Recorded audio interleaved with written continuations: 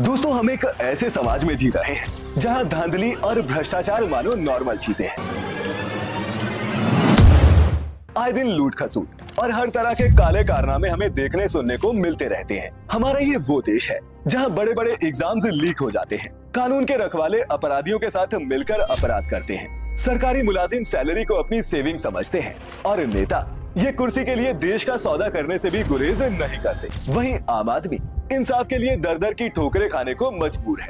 लेकिन इन सब के बावजूद हम एक डेमोक्रेसी यानी कि लोकतंत्र कहलाते हैं, क्योंकि ये सिस्टम भले ही कितना भी खराब क्यों ना हो, इसे चलाने वालों को चुनने का काम हम ही अपने एक वोट के जरिए करते हैं। जब भी इलेक्शंस आते हैं, ये वोट की ही ताकत है जो अरबोंपति नेताओं को भी एक गरीब और लाचार आदमी की चौखट पर हाथ जोड़कर खड़ा होने पर मजबूर कर देती है। तभी समझाया जाता है कि वोट सोच समझकर ही डालना चाहिए। लेकिन तब क्या हो अगर आपको कोई कहे कि आपके वोट की कोई कीमत ही नहीं और सिस्टम जब चाहे जहां चाहे अपने हिसाब से जिसकी सरकार बनानी हो बना सकता है। जी हाँ, और ऐसा मैं नहीं, इंडिया के leader of opposition Rahul Gandhi का कहना है, जिन्होंने एक नहीं अब तो दो प्रेजेंटेशन दे दी है, एक्यूज करते हुए रूलिंग गवर्नमेंट को कि ये इलेक्शन कमीशन के साथ मिलकर वोट चोरी करने का काम कर रही है। हिंदुस्तान में इलेक्शन कमीशन और बीजेपी मिलकर इलेक्शन चोरी कर रहे हैं। अब यहाँ तक तो फिर भी ठीक था, वो हमारे प्यारे मोदी जी को वोट चोर कह रहे हैं, और इसलिए मेरे भाइयों बहनों, आप मुझे बताइए, तो इसकी तह तक तो जाना ही पड़ेगा। आखिर सवाल देश के पीएम की साख का जो है। नहीं दोस्तों, ये कोई मामूली सवाल नहीं, ये सवाल है भारत के लोकतंत्र का, उसकी नींव उसके बेसिक स्ट्रक्चर का है। क्योंकि अगर जनता में ये धारणा फैल गई कि हमारा इलेक्शन प्रोसेस ही रिग्ड है, तो कोई वोट देने जाएगा ही नहीं और जनता का विश्वास सिस्टम से पूरी तरह से उड़ जाएगा। अब हमें ना तो बीजेपी से मतलब है और ना ही कांग्रेस से, इसीलिए ये वीडियो किसी को भी सही गलत प्रूव करने पर नहीं, इसका मेन फोकस रहेगा राहुल गांधी के इस वोट चोरी अभियान का एनालिसिस और क्यों हम सभी का इसके मायने समझना जरूरी है। विधानसभा के चुनाव, लोकसभा के चुनाव चोरी किए जा रहे हैं। चुनाव आयोग कई चेहरे लगा रहा है। नहीं चलेगी, वोट चोरी नहीं चलेगी। पूरा सिस्टम उड़ा दिया है, चोरी हो रही है।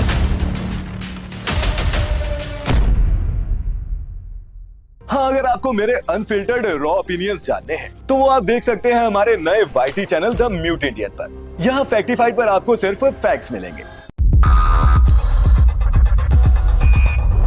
Factified. Facts on your face.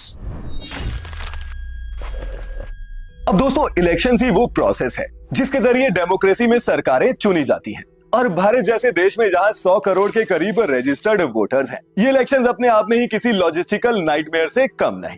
तो होता क्या है कि वोटिंग के दिन बूथ पर वोट देने से पहले आपका नाम वोटर लिस्ट में वेरीफाई किया जाता है, जिसके बाद आपकी अंगुली पर न मिटने वाली इनडेलाइबल इंक लगाई जाती है ताकि आप फिर और वोट डालने न आ जाए। इसके बाद ईवीएम पर बटन दबाते ही आपका वोट रिकॉर्ड हो जाता है और वीवीपैट यानी कि voter verified paper audit trail से एक चिट प्रिंट होती है जो ये कंफर्म करती है कि आपका वोट सही जगह डाला है।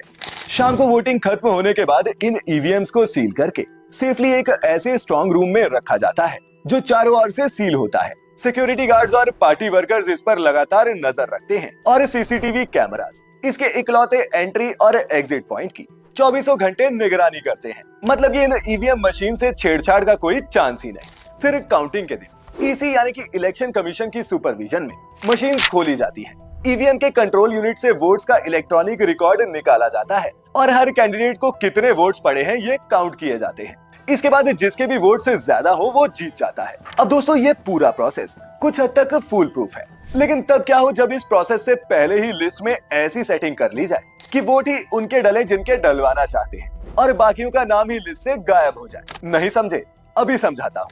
तो राहुल गांधी, जिन्हें अब हम इस वीडियो में आगे रागा के नाम से संबोधित करेंगे, उन्होंने अपनी पहली प्रेस कॉन्फ्रेंस जो 1 घंटे 12 मिनट तक चली थी, इसमें 5 तरीके बताए थे वोट चोरी के और इसके लिए उन्होंने सैंपल लिया था बैंगलोर सेंट्रल की महादेवपुरा असेंबली के 2024 के रिजल्ट्स का। तो इनके डेटा के हिसाब से वोट चोरी का जो सबसे पहला तरीका है वो है डुप्लीकेट वोटर्स, जो ऐसे वोटर्स होते हैं जो एक ही नाम से मल्टीपल बूथ पर रजिस्टर्ड हो। एग्जाम्पल दी गई गुरकीरत सिंह ढांग की, जो 4 अलग अलग बूथ नंबर्स 116, 124, 125 और 126 इन सभी पर रजिस्टर्ड पाए गए। ऐसे 11,965 वोटर्स की लिस्ट निकाली गई। रागा ने कहा कि जब ये अलग अलग बूथ पर वोट डालने गए हो उस टाइम की उनकी सीसीटीवी फुटेज निकाली जाए तो ये साफ हो जाएगा कि बंदे ने बार बार वोट दिया है, लेकिन ईसी उन्हें ये फुटेज देने को तैयार ही नहीं। फिर आते हैं फेक एंड इनवैलिड एड्रेसेस, मतलब कि वो वोटर्स जो गलत एड्रेस पर रजिस्टर्ड थे, जैसे कि हाउस नंबर रिसीव, जो कईयों के मुताबिक जिनका घर नहीं होता उनका भी लिखा हो सकता है, या फिर ऐसे इनवैलिड एड्रेस जो ढूंढने जाओ तो मिलते ही नहीं। ऐसे इनवैलिड एड्रेसेस वाले 40,009 वोटर्स मिले। वोट चोरी का तीसरा तरीका है bulk voters on a single address, यानी कि एक ही एड्रेस पर बहुत सारे वोटर्स का रजिस्टर्ड होना, जबकि वहाँ इतने लोग रहते ही ना हो। ऐसे ही 80 वोटर्स एक ही कमरे के मकान में रजिस्टर्ड मिले, और रागा के मुताबिक जब उनके बंदे वहां उस एड्रेस पर चेक करने गए तो उन्हें पीटा गया। ऐसे भी 10,422 केस मिले। फोर्थ है इनवैलिड फोटोज, वोटर लिस्ट में ऐसी फोटोज जो या तो पहचान में ही नहीं आ रही या फिर इतनी छोटी है कि माइक्रोस्कोप लेकर देखनी पड़े। ऐसे में वोट कौन डाल रहा है इसकी पहचान कैसे हुई होगी आप अंदाजा लगा सकते हैं। ऐसे 4,376 वोटर्स मिले। और रागा के मुताबिक वोट चोरी करने का आखिरी तरीका है मिसयूज ऑफ फॉर्म 6। ये इलेक्शन कमीशन ऑफ इंडिया की वेबसाइट पर लगने वाली एक ऑफिशियल एप्लीकेशन होती है जो 18 साल क्रॉस करने वाले नए वोटर्स या फिर दूसरी जगह से शिफ्ट होने वाले लोगों के लिए है, ताकि वो अपना नाम वोटर लिस्ट में ऐड करवा सके। इसकी एग्जाम्पल दी गई शकुन रानी नाम की 70 साल की एक महिला की, जिसने पहली बार अपना वोट 2 अलग अलग कॉन्स्टिट्यूएंसीज में रजिस्टर करवाया। आपको बताता हूं शकुन रानी की कहानी। फर्स्ट टाइम वोटर बनी है, 70 साल की आयु है।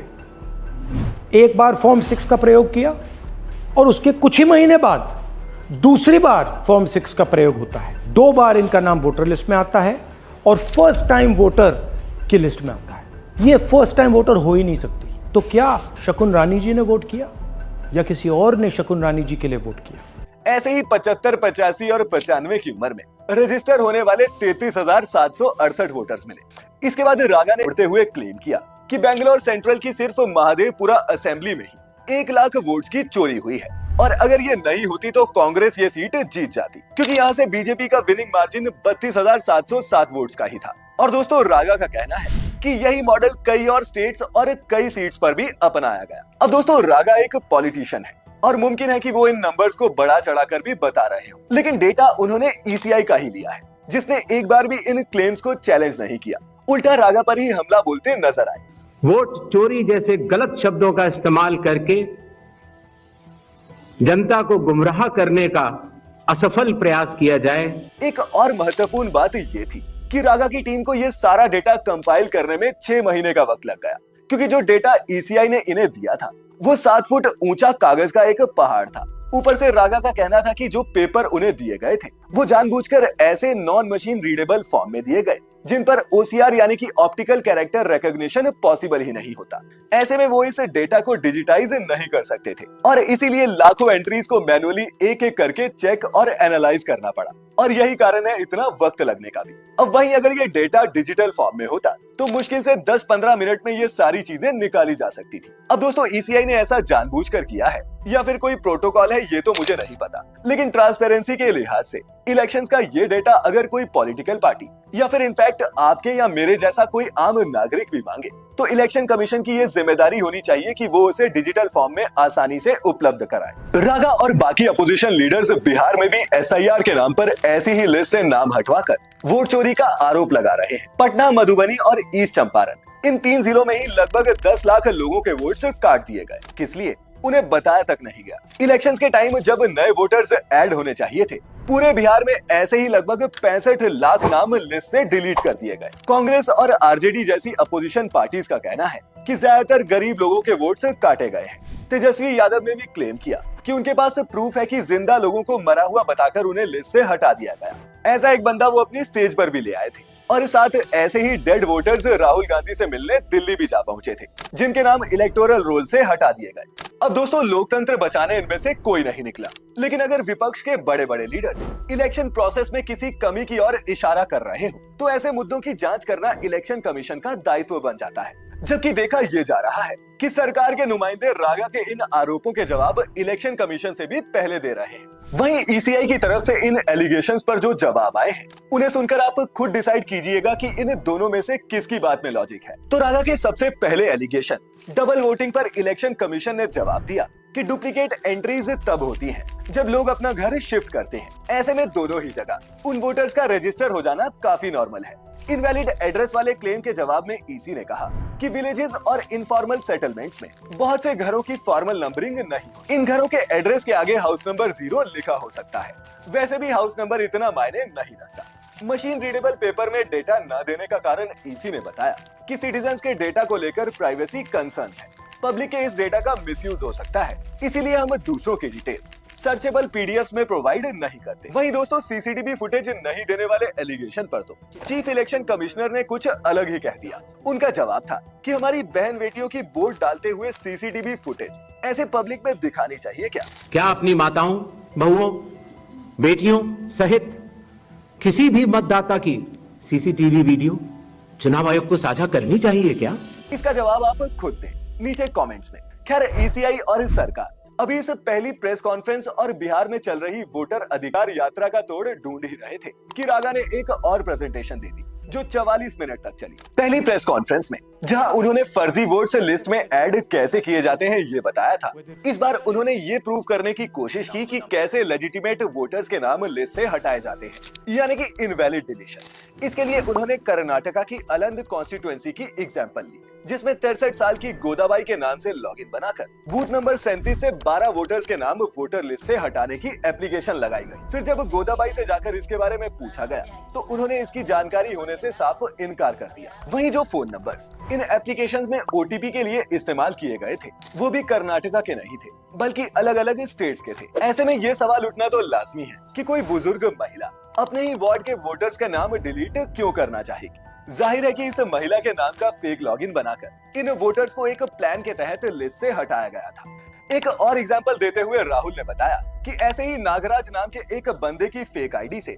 2 वोट सिर्फ 36 सेकंड में ही डिलीट हो गए, जो ह्यूमनली पॉसिबल ही नहीं। राहुल ने आगे देश के यूथ से एक बार इलेक्शन कमीशन की वेबसाइट पर जाकर ये फॉर्म भरने में कितना टाइम लगता है ये देखने को कहा, जिसे जब हमने खुद ट्राई किया तो हमें इसे फिल करने में 3 मिनट लगे। कुछ सेकंड्स में तो ये मुमकिन ही नहीं। ऐसे में रागा का मानना है कि ये काम मैनुअली नहीं बल्कि किसी सॉफ्टवेयर की मदद से किया गया है, माने कि कोई ऐसा प्रोग्राम जो ये फॉर्म भरने और सबमिट करने का काम ऑटोमेटिकली कर सकता हो। चंद सेकंड्स में ये फॉर्म तभी भरा जा सकता है। रागा ने क्लेम किया कि ऐसी टारगेटेड डिलीशंस कांग्रेस स्ट्रॉन्गहोल्ड्स में ज्यादा देखने को मिली और टॉप 10 सीट्स जिसमें ऐसे वोट्स डिलीट किए गए उनमें से 8 कांग्रेस ने पिछले असेंबली इलेक्शंस में जीती थी। इसके आगे वो सीधे इलेक्शन कमीशन ऑफ इंडिया को ब्लेम करते नजर आते हैं और इसके पीछे उनकी दलील ये थी कि वोट डिलीशन पर जब एफआईआर हुई तो कर्नाटक सरकार ने स्टेट सीआईडी द्वारा एक इन्वेस्टिगेशन बिठाई, लेकिन सीआईडी कुछ कर ही नहीं सकती थी जब तक ईसीआई उन्हें कुछ जरूरी डेटा नहीं दे देता, जैसे ये एप्लीकेशन से जहां से लगाई गई थी उसका destination IP, device destination port और वो ओटीपी ट्रेल्स जिनके बिना ये फॉर्म सबमिट होता ही नहीं। मार्च 2023 से सितंबर 2025 के दौरान कर्नाटका सीआईडी इस डेटा के लिए इलेक्शन कमीशन ऑफ इंडिया को 18 बार लिख चुका है, लेकिन ईसीआई जिसकी वेबसाइट पर ये फॉर्म्स फिल किए गए हैं वो ये डेटा देने को तैयार ही नहीं। अब दोस्तों इलेक्शन कमीशन किसी पार्टी या फिर सरकार की निजी संस्था नहीं होती, बल्कि उस पे एक महत्वपूर्ण जिम्मेदारी होती है देश में फ्री एंड फेयर इलेक्शंस करवाने की। पोलिंग बूथ कहाँ होंगे, किस दिन वोट पड़ेंगे और कब काउंट किए जाएंगे ये सब इलेक्शन कमीशन ही डिसाइड करता है। इसके अलावा कौन वोट दे सकता है और कौन नहीं, किसका नाम लिस्ट में ऐड किया जाएगा और किसका हटा दिया जाएगा, ये पावर भी इसी कमीशन के हाथों में है। ऐसे में अगर वो लीडर ऑफ अपोजिशन के इनवैलिड वोट एडिशन और डिलीशन के इन आरोपों को सीरियसली लेंगे ही नहीं और कोई सेटिस्फैक्टरी जवाब नहीं देंगे तो उनकी साख पर सवाल उठना तो लाजमी है। और इसके लिए कोई पार्टी या लीडर जिम्मेदार नहीं, इसके लिए खुद ईसीआई जिम्मेदार है। उसका काम ही है ऐसी सभी कंफ्यूजन्स और डाउट्स को क्लियर करना। लेकिन सीईसी ज्ञानेश शायद फिल्में कुछ ज्यादा ही देखते हैं, इसीलिए उनके ज्यादातर जवाब किसी फिल्म के डायलॉग जैसे साउंड करते हैं। व्यक्ति एक, एपिक अनेक, कि हर चुनाव से पहले आपको मतदाता सूची शुद्ध करनी होगी। दोस्तों डेमोक्रेसी सिर्फ एक प्रोसेस नहीं होता बल्कि एक ट्रस्ट सिस्टम होता है जनता और इंस्टीट्यूशंस के बीच। अब ये तो जान से ही पता चल सकता है कि रागा के इन आरोपों में कितनी सच्चाई है, लेकिन अगर इन मुद्दों को एड्रेस नहीं किया गया तो हमारी डेमोक्रेसी पर इसका बहुत बुरा असर पड़ सकता है। एक बार आम जनता को शक हो गया कि उनका डाला हुआ वोट गिना नहीं जा रहा या फिर मैनिपुलेट हो रहा है तो वो वोट डालना बंद कर सकती है और इस चुनावी प्रणाली की पूरी लेजिटिमेसी ही खतरे में पड़ सकती है। अब दोस्तों इस पूरे डेटा पर नजर डालने के बाद आप भी कहेंगे कि गड़बड़ तो हुई है, अब ये जानबूझकर की गई है या फिर वर्कर्स की नालायकी के चलते हुई है। इसकी जांच होना जरूरी है ताकि ईसीआई जैसे इंस्टीट्यूशंस में जनता का विश्वास बना रहे। खैर दोस्तों, आपको क्या लगता है, क्या बीजेपी वोट चोरी करके सत्ता में बनी हुई है या फिर राहुल गांधी पप्पू हैं? आपके अंदर मेरे लिए गुस्सा है, आपके लिए मैं पप्पू हूँ। वो टाइम पास कर रहे हैं और उनकी कोई नहीं सुनने वाला। अपनी राय नीचे कमेंट्स में लिखकर जरूर बताएं और ऐसी सभी इंटरेस्टिंग वीडियोस के लिए देखते रहें फैक्टिफाई। साथ ही मेरे अनफिल्टर्ड ओपिनियंस के लिए हमारा नया चैनल द म्यूट इंडियन को भी सब्सक्राइब करना ना भूलें। तो जल्दी ही फिर मुलाकात होगी, तब तक के लिए आप सभी का बहुत बहुत शुक्रिया।